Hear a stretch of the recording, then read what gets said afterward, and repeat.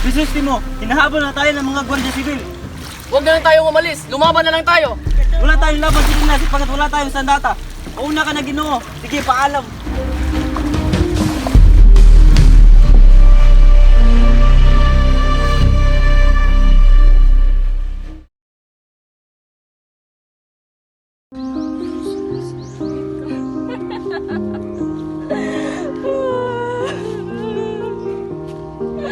Basilio! Crispin! Basilio! Anak ko!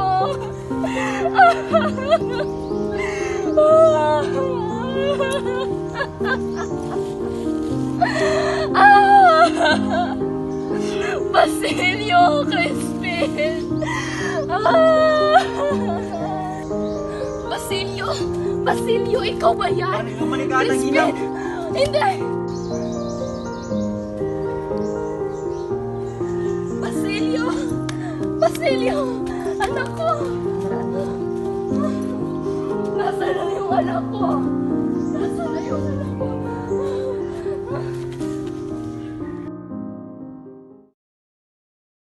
Inay! Inay! Inay! Inay! Inay! Inay! Sino babae yan? Sunugin mo ang bangkay ng iyong ina. Kung walang dadarating na sinuman ay hukayin mo ang mga gintong ibinaon ko. Ariin mong iyo ang mga iyon at gamitin mo sa pag-aaral.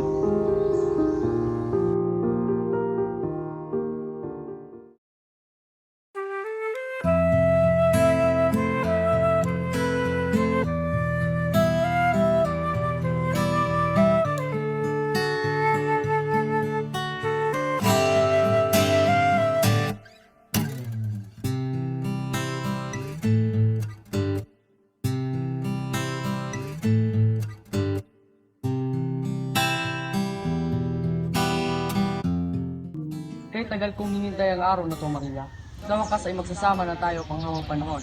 Sana hindi na tayo magkakahiwalay kailanman. Okay ba yan? Yan din ang ako. Ngunit alam naman natin dalawa na may katatapos. Lahat ng ito ay wala permanente. Ayos ka lang ba? Bakit tila ikaw ay nalungkot? Ito po. Kapag ako ba ay nawala, malulungkot ko lang. Sasagutin ko ba yan ang tanong mo? Ay, hindi. Gugustuhin ko pang mamatay kaysa mabuhay sa mundong ito. Wag. Wag mo gawin ng bagay na yan. Kayanin sa mabuhay nang wala ako, Tito. Kahit kung sa malamang ito para sa akin. Pero Maria, Basta't wag mong pababayaan ang iyong sarili. Patuloy kang mamuhay kahit wala na ko. Sa pa, huwag mong hayaan kainin ng iyong galit ang iyong puso at matulis kang magpatawa kahit na mahal. Dapat, pagmamahal at pagmamalasakit ang nagmumuyangin dito. hindi kita maintindihan. Ano bang ibig mong sabihin? Mawawala lang ako, pero di ang pag. Lagi ako andyan sa puso mo. Yan ang tatanda. Mag-iingat ka palagi sa puso mo. Alagaan mo ang iyong sarili. Paalam. Sandali, saan ka pupunta? Maria, mahal ko! Maria! Panaginip lang pala iyon. Dinalawan na naman ako ng mapait na palaguna. Noong ako'y nagdurusa ng lubusan. Ganito na lang. Magbabalik ako, hindi bilang si Ibarra, hindi bilang si Simon. At sisiguraduhin ko maghihiganti ako sa kanila. Oh, Ginoong Simon, buti nandito ka lang. Kaya hindi mo nakita yung pagkakaroon na na. Saan ka ba nanggaling? Lalakad-lakad lang ako. Kung saan, maganda pa rin kapag ito'y pinagkumaan. Kung saan, marami ang nakapalibot dito ng mga alamat. Kung alamat lang ang pag-uusapan natin ay dyan, mayaman. Nandyan na ang alamat ng malapad na bato at ayon sa mga tao na buhay at bato. Ito ay sinasamba ng mga tao bago pa man dumating ng mga kasal. At sabi pa nila, ito rin ay pinananahan ng mga espiritu. Kaya naman ang mga bangkang dumadaan dito ay tuluyan ng tumataw. Kapitan, pasok na ba tayo sa lawa? Banda nito, napatay ang filibustero, hindi ba? Tama ka. Ibarra ang pangalan nyo. Tingnan nyo ang lugar na iyon. Sabi ng mga gwardiya sibil, nung hinahabol nila ang bangka ni Ibarra, ay bigla na lang itong tumalon. At kung lalabas ang ulo nito sa tubig, ay tsaka nila pinauulanan ng bala. Yon ang nangyari 13 taon nang nakakalipas. Ha? Dapat lamang iyon sa kanya. Dahil sa siyang pelibustero. Manang-mana talaga siya sa kanyang ama din na isa din pelibustero. Ginoong Simon, ayos ka lang. Parang ikaw namumutla. Salamat sa iyo, pero ayos lang ako. Sandali, huwag mong sasabihin na hilo ka Ginoong Simon. Ang lawang ito ay mas malawak pa kumpara sa mga lawang na pinagsama-sama sa Nueva España. At marami na rin akong nakikilala ng mga manlalakbay na nahihilo dito.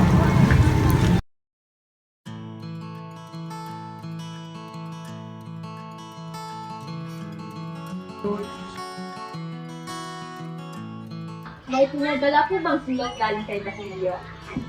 Oo, meron na anak. Ito oh. Ama, siguradong masaya mag-aral dun sa Manila. At malamang, masaya dun si Basilio. Gusto mo bang mag-aral din doon? Sige, sa isang taon, sa Manila ka na din mag-aaral. Talaga po, Ama? Salamat po! Wala iyon anak, basta pagbutihin mo ang pag-aaral mo. Pangako po yan, Ama. Sige po, babasahin ko muna ito sulat. Paiwan ko na po kayo. Sige anak. Anong problema, anak? Ang mga pay ni Ama, itinaas na naman nila ang upas sa mahal ng lupa. Kumalma ka, anak. Bayaran mo na lang ang halaga na hinihingi nila upang wala ng dito. Pero sinusupra na sila, Ama. Hindi ako makakabayan na makuha nila ang lupang ito. Akin lang ito. Dugo at pawis ang pinangunan ko dito. Buhay ang inalay ko sa lupang ito. Kaya dapat buhay din ang kabayaran. Ano ngayon ang nais mong mangyari? Idalhin ko po sa korte. Wala na akong pakialam kung maubos na lahat ng ipon ko. Ang mahalaga ay may paglaban ko ang aking karapatan sa lupa ito. Kapitan Alex, ano ang kailangan nyo? Sana ang 200 na upa mo dito sa lupa. Akin ang lupong ito, kaya hindi ko kailangan magbayad. Ganon? Sumama ka na lang sa amin para hindi ko masaktan. Ano ba yun? Ama! Teka lang, sandali! Ama! Ama! Ama! Kailangan mo ba talagang gawin ito, Apo? Wala naman po ako ibang paraan sa isip. Naisangla ko na lahat ng aking mga alahas, maliban sa atos na ibinigay ni Basilio. Pero kulang pa rin. Hahanapan ko ng ubang paraan upang mabutos natin ang tatay mo.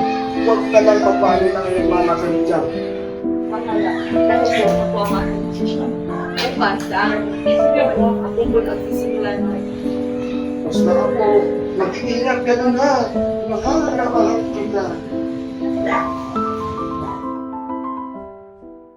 Inay, kumusta ka na? Ako to si Basilio. 13 taon na ang nakalipas. Ngunit dala-dala ko pa rin ang sakit dulot ng nakaraan. Teka, si Ginoong Simon yun ah. May tutulong ba ako sa inyo, Ginoo? Kung tayo unang nagkita, 13 taon na ang nakalipas. Tinulungan mo ako na ipalibing ang aking ina. Kung gayon, nakikilala mo pa rin ako. Precious to mo, Ibarra. Ang alam ng karamihan na ikaw ay patay na. Alam mo bang marami kang napapahamak dahil nalaman mo ang aking mga sekreto?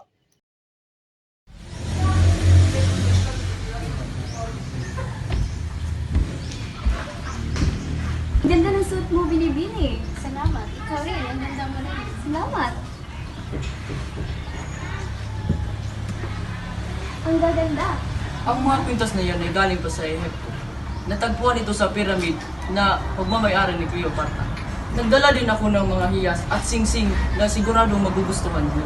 Pinili po ba kayo ng mga lumang hiyas, Ginoo? Opo. Kabisang Tales, wala ka bang ipagbibili sa akin? Naubos na ang lahat ng alahas ng anak ko at isa na lang ang natira. Kung kayo maaari ko bang makita iyon? Ito ang pintas na sinasabi ko sa iyo, Ginoo. Kung hindi ako nagkakamali, dating pagmamayari yan ang kaibigan ko si Maria Clara. Suot-suot niya ang naglalakwas ng ministeryo. Ang ganda. Pagkano kung ito ay aking bibigyan? Pasensya na, Ginoong Simon. Ngunit kailangan kong hihingi ng permiso ng aking anak ukol dito. Hintayin niyo po ako.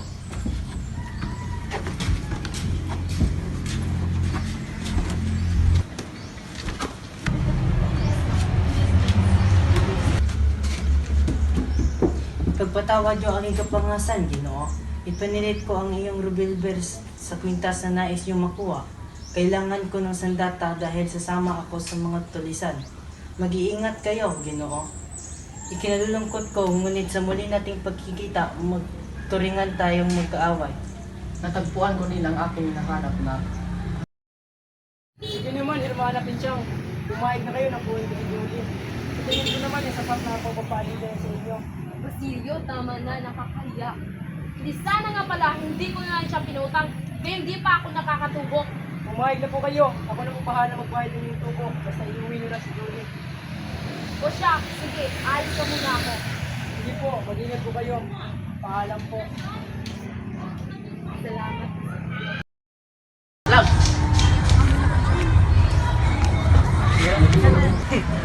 Sumasang-ayon talaga sa akin ang tadhana. Panalo na naman ako. Ginong Simon, nandito ka pala. Halika't samahan mo.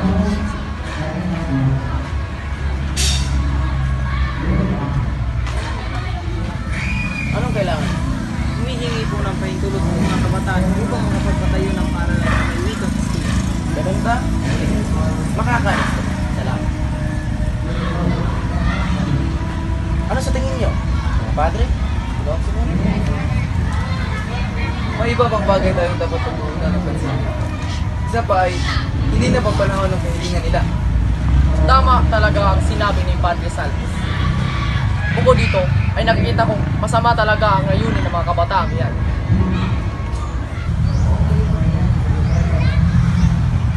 Pinamumunuan daw ng ilang kabataan ang nasabing kahilingan, sina Isagani at Basilio. Itala nyo ang mga pangalan. Pero General, ang mga taong ito ay sadyang walang laban. Kapag sila ay umabuso, tsaka na sila umuwi. Ang mga Indio ay hindi na narapat matuto ng Kastila. Pagsisimulan lamang ito ng pag-aalsa. Maganda rin ang institusyon ng mga kabataan yan. Mas maganda rin po siguro kung tularan natin ang musta. Hindi. Mas maigi kung mag-participate sila o kahit anak. Huwag lang yung lista. Mga Ginoo at padre, ipagpalibalan natin bukas ang ating kinakasan. May mga bagay na lang ang General, ang anak na dalaga ni Kabisang Tales ay nagpunta dito. Hinihiling niya na palayain na ang kanyang lolo. Sundin na lang ang kanyang kahilingan na palayain ang kanyang lolo. Ayoko namang maging masama ang tingin ng mga tao sa akin. Leonora, hindi mo nga kita natatanong, tapos nagtulog ka na agad? Hala, sige, sabihin mo sa akin kung ano ang natutunan mo habang nagtutulog. Ano? Ikaw, huli ka na nga sa kaset. Ano ang pangalan mo? Basilio po. Sandali.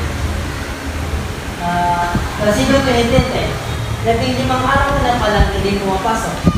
Baka gusto mo nang magbakasyon. 15 araw, ngunit 4 araw lang ako hindi pumasok.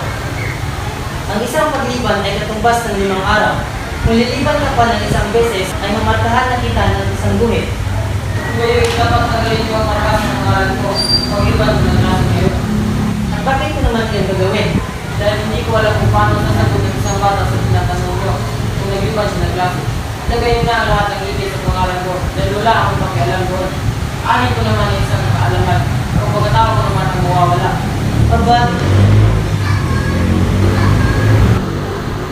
nasido pinitente. Sa inyo na ang rason niyo, Padre. Sa akin naman ang karangalan ng pagiging Pilipino ko. Adios.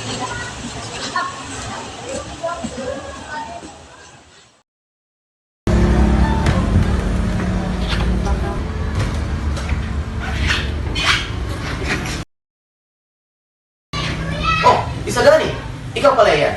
Maupo ka. Anong sadya mo? Nais po sana naming mga kabataan na tulungan niyo kami mapapayag si Don Custodio para makapagpatayo ng Akademiyang Wikang Kastila. Maganda naman ang iyong hangarin. Ngunit, ayokong makialam sa mga ganyang usapin. Hangad ko ang pag-unlad ng ating bansa. Pero masyadong masela ng aking kalagayan. Kailangan kong ingatan ang aking mga yan. Wala po kaming intensyon na magipit kayo.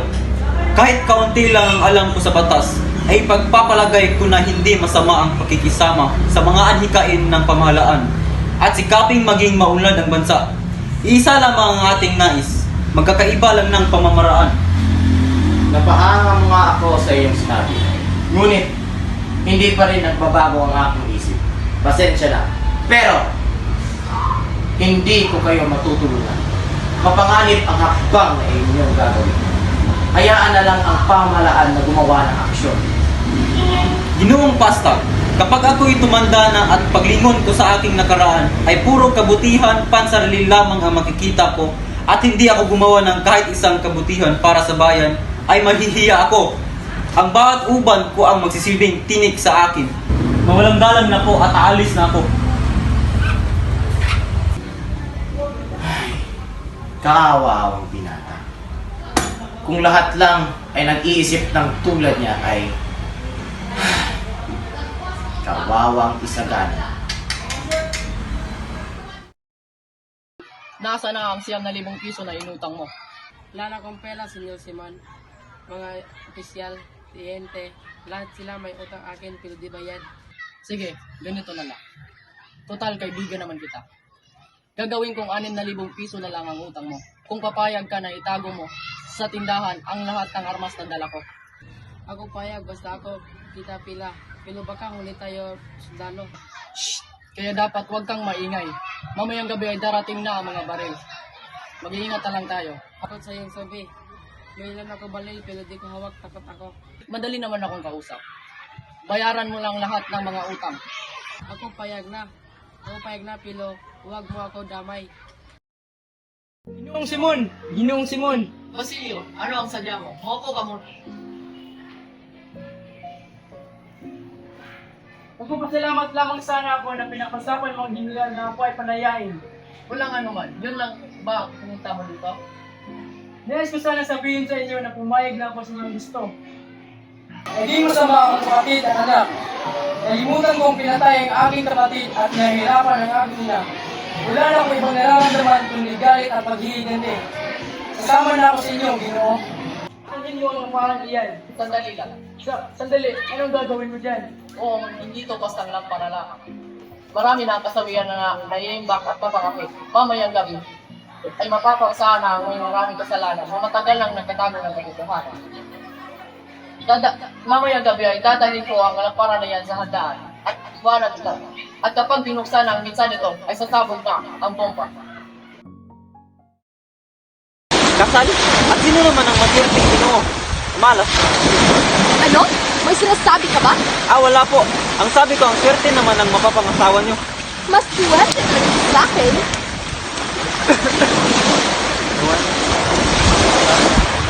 Ano? May sinasabi ka naman ba? Ginoong Isagani! Ang pamaypay ni Claudia ay nakulit sa batuhan. Mabuti naman at naisipan niyo pa makipagkita sa akin. Kagabi lang ay parang hindi mo akala. Kasi ka pa sa mga babae na dati na Isagani. Hindi ko alam ang sinasabi mo. Ganon. Ano kaya ako mamali?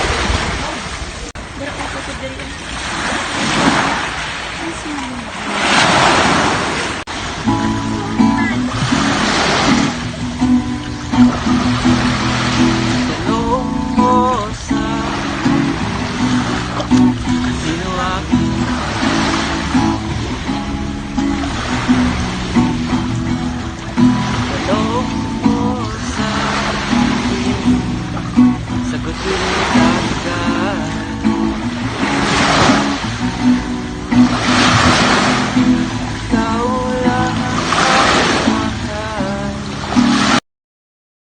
Tumayo ka nga dyan. Oo na. Talaga? Natasap, yung mga sinasabi ng mga pangarap kanina. Sa dami, hindi mo man mabainit. Ayaw mo maging kapalit ng mga kailangan mo. Kung sa gayon ay mamamatay ako para sa bayan. At hindi mo man mabainit. Mahal kita, Juanita, at gusto kong maging masaya ka kahit na ako'y wala na.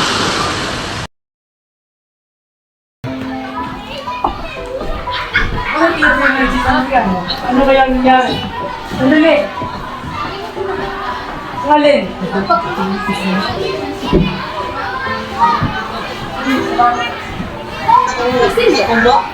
Alam mo na ba ang nangyari?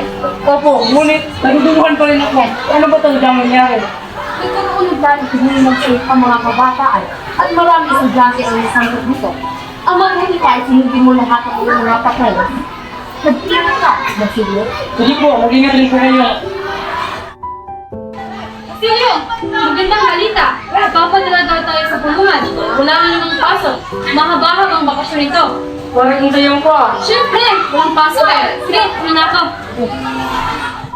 Hindi na malaga kung sino man ang nagpadala ng pasilyo. Ang malaga ay sama-sama pa rin tayong lalaban para sa ikaulan ng Pilipinas. Kailangan ko na talagang umalis. Basilio, Kapitan Tiago, may kailangan po ba kayo? asan si Basilio? Asan siya? Nahuli siya at nakulong. Kapitan Tiago, tulong! Tulong!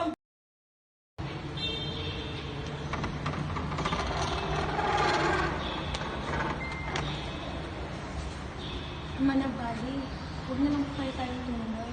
Tara na po. Ano ka ba? Nandito na tayo. Tsaka kayo na patay na hanap ko pati. Ayun eh. Pero ayoko na po talagang tumuloy. Ano ka ba, Julie? Akala ko ba gusto mo makalaya si Basilio? Pero ano ka? Anong kailangan? Padre, nandyan po pala kayo. May gusto lang kong sabihin sa inyo si Julie. Ano ka ba, Julie? Magmano ka nga kay Padre Camora?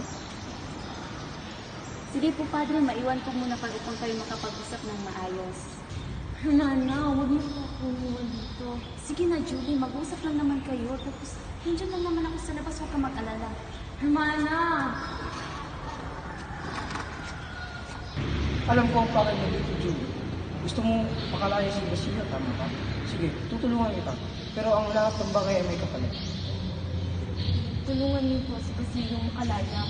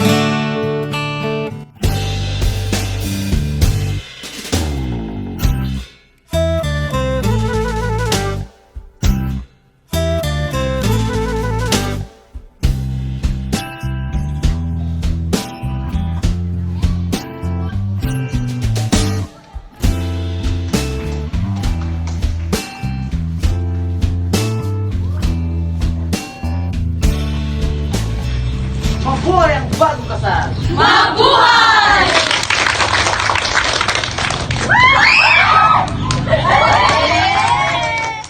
Kung sa tingin mo ay yan ay tama, at hindi na kita kukulitin pa. At kapag nahanap mo na ang taong nagmamahal sa iyo, ay huwag mo na itong papakawalan pa. Sige na, Iya, maiiwan na kita. Naway, maintindihan mo lahat ang sinasabi ko sa iyo.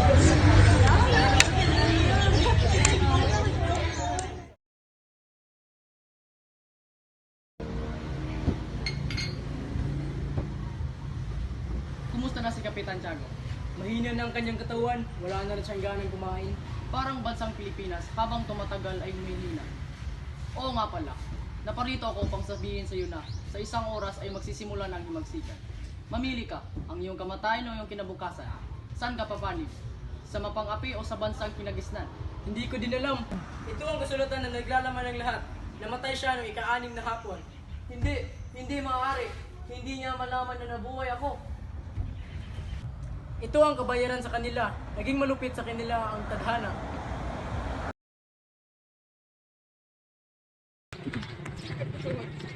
Ginoong Simon, mabuti naman nakarating ka. Halika, samahan kami sa pagkainan. Salamat sa iyong mainit na pagtanggap. Ngunit ako hindi magtatagal pa. Ano? Hindi ako papayag. Halika't samahan mo lang kami kahit sandali lang. Ginong Simon, halika, sulong.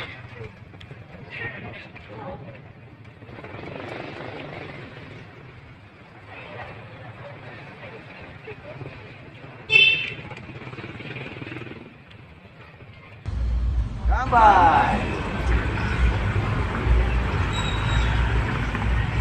Ipagpatawad niyo, ngunit kailangan ko na talagang umalis. Tatanggapan niya lang ninyo ang lamparang na aking ibibigay. Sobrang ganda naman ng lamparan Ginoong Simon. Pero sigurado ka na ba aalis ka talaga? Hindi mo ba titikman ang mga hinanda namin para sa iyo? Salamat sa iyong alin. Ngunit kailangan ko na talagang umalis dahil may mahalaga pa akong gagawin na hindi ko dapat ipagpaliban. Pasensya na. Sige, mauna na. Sakit lang. Ano ito? Manny Tisel Pares. Juan Crisostomo Ibarra. Masamang biro iyan. Ano ba kayo? Huwag kayong mabahala dahil hindi naman totoo iyan. Ngunit nanggaling ito sa tao na matagal nang patay. Tunay nga ito masamang biro. Sulat kamay ito ni Krishna. Hindi ako pwede magkamali. Hindi kaya niya nais tayong patayin. Huwag yun na aalahanin iyan. Ituloy ang kasiyahan. Padre Ere, pakitaas nga ng mitsan ng Sige, saglit lang.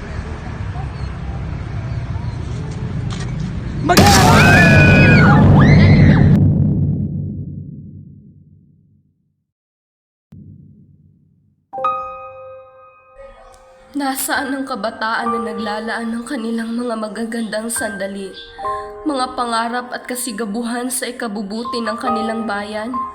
Nasaan ang malingap na magbubuo ng kanyang dugo upang hugasan ang ganyang karaming kahihiyan? Ang gayon karaming pagkakasala, ang gayon karaming bagay na kamuhi-muhi. Malinis at walang bahidungis ang kailangang maging buhay na alay upang ang handog ay maging karapat-dapat. Saan kayo naroroon mga kabinataan na magtataglay ng lakas ng buhay na tumana na sa aming mga ugat, ng kalinisan ng mga pagkukuro na nadungisan sa aming mga kaisipan at ng lagablab ng sigabo na namatay na sa aming mga puso? Sa aking pag-ibig sa bayan, wala akong nakita kundi ang paghihirap at pag-aapi. Sa aking huling hininga, minamahal kita, o aking inang bayan.